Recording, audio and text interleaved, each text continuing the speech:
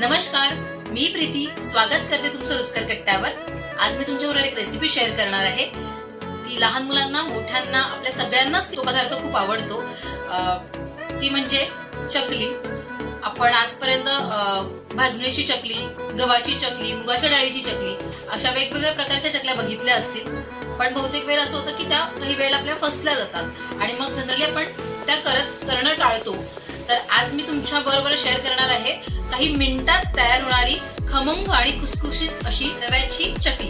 तर आपण त्यासाठी किचन मध्ये जाऊया।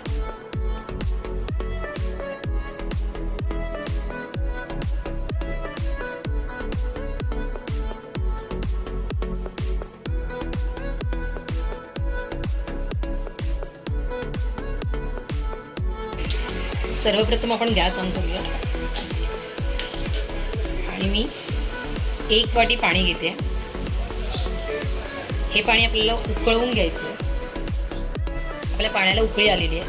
आता आपण यामध्ये बारीक रवा घेणार आहोत, अर्धी वाटी पसरवून टाकायचं आहे। गुठळ्या होऊ नये द्यायच्यात।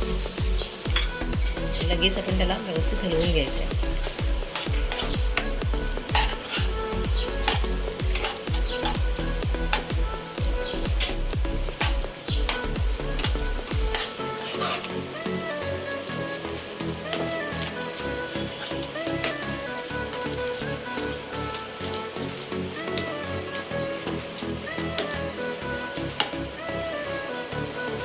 आपण याच्यात 3 चमचे बटर घ्यायचे।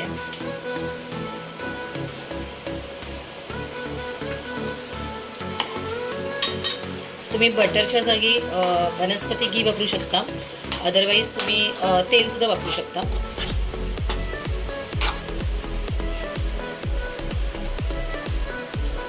पण आपण रवा बटर चकली करतो म्हणून आपण बटर वापरलंय। आणि आता आपण हे गॅस बंद करून घेऊया।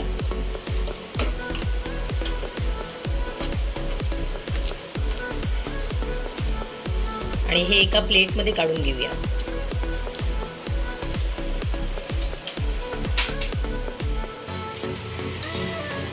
आपण एका प्लेटमध्ये हे काढून घेतलंय। थोडं ह्याला थंड होऊ द्यायचं कारण खूप गरम आहे। आता आपण याच्यामध्ये 1 वाटी तांदळाचं पीठ घ्यायचंय। थोडं चिमूट हिंग घेऊया, हळद, मीठ, लाल तिखट, थोडा ओवा, तीळ, सफेद तीळ, धणा पावडर। आणि आता आपण हे व्यवस्थित हे जे रवा भिजवलेला आहे आपण त्याच्यातच आपण हे मिक्स करून घ्यायचं आहे। सुरुवातीला आपण पाणी वापरायचं नाहीये, ह्याच्यात जेवढं शक्य होईल तेवढं आपण मिक्स करून घेऊया।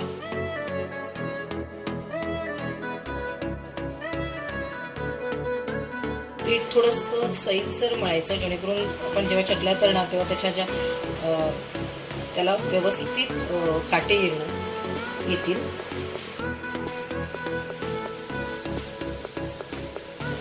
आपलं पीठ व्यवस्थित मळलं गेलंय।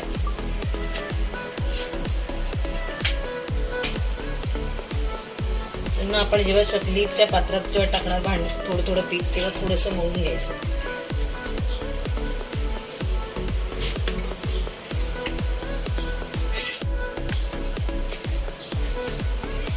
एवढं सैल पीठ मळून घ्यायचं।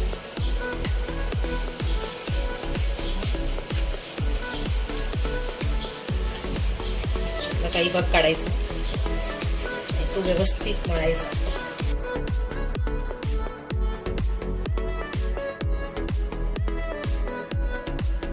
आपण व्यवस्थित हे मळून घेतलंय। तसंच आपण दुसरं सुद्धा मळून ठेवूया। चकली पत्र घेऊया।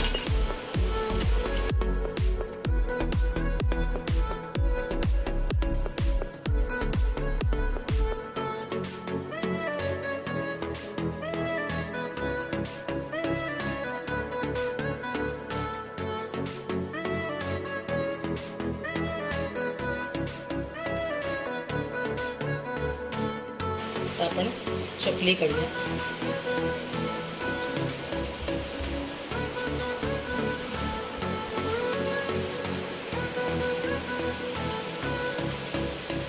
व्यवस्थित काटे आले त्याला. इथे बंद करून द्यायची, थोडीशी आतल्या साईडला बंद करायची जेणेकरून ते तेलात सुटणार नाही. अजून एक दाखवते.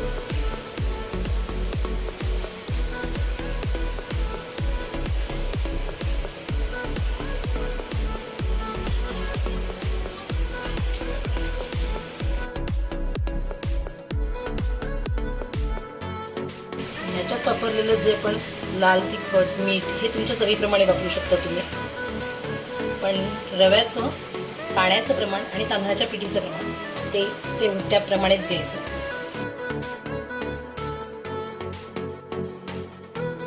अशा पद्धतीने आपण पहिला साचा कंप्लीट करून घेतलेला आहे.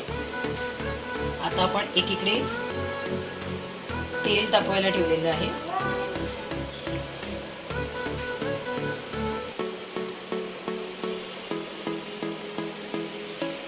आपण तेल चेक करूया.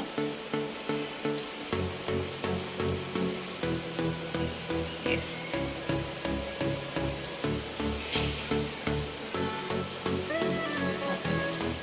चकली सोडूया.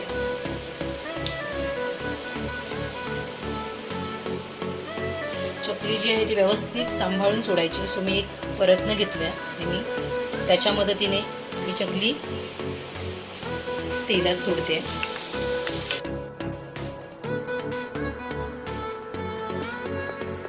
त्यांना सोडल्यावर आपण हलवायचं नाहीये 2-3 मिनटं. चकल्या झाल्यात की नाही ते कसं कळणार, तर हे जे आता बबल्स येतात ना ते थोडं कमी होतील आणि चकल्यावरचा जो फेस आहे तो कमी होईल. सो आपल्याला कळेल की चकल्या आपल्या झालेल्या आहेत. जर तुम्ही हलवलं तर त्या तुटतील.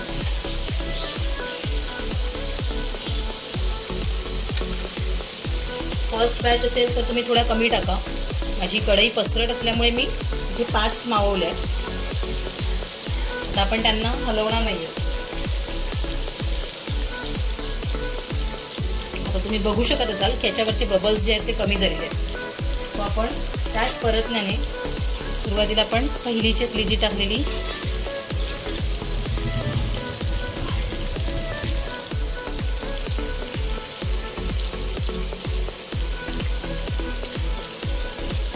बघू शकत असाल आपले काटे पूर्ण चकलीवर दिसत आहेत.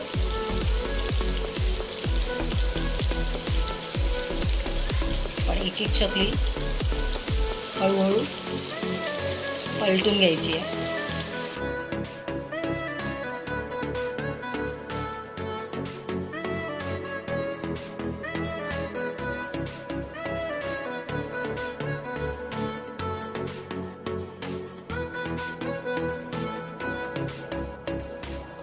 आपले बबल्स बंद झालेले आहेत, म्हणजे आपल्या चकल्या झालेले आहेत.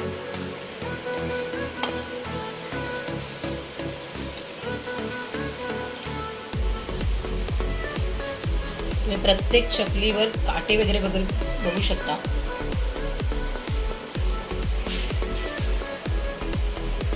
पूर्ण तेल निथळून घ्यायचं.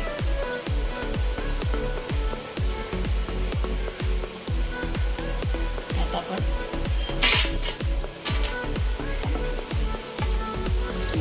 अशा पद्धतीने आपला सेकंड बॅच सुद्धा झालेला आहे.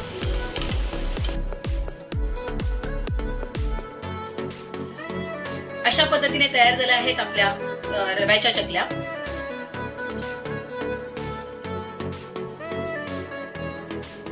कशा वाटल्या चकल्या हे मला कमेंट्सद्वारे तुम्ही सांगू शकता. आणि जर हा व्हिडिओ आवडला असेल तर व्हिडिओला लाईक करा, शेअर करा, सबस्क्राईब करा आणि बेल आयकॉनवर क्लिक करायला विसरू नका. अशाच नवीन नवीन रेसिपीजसाठी पाहत राहा रुचकर कट्टा.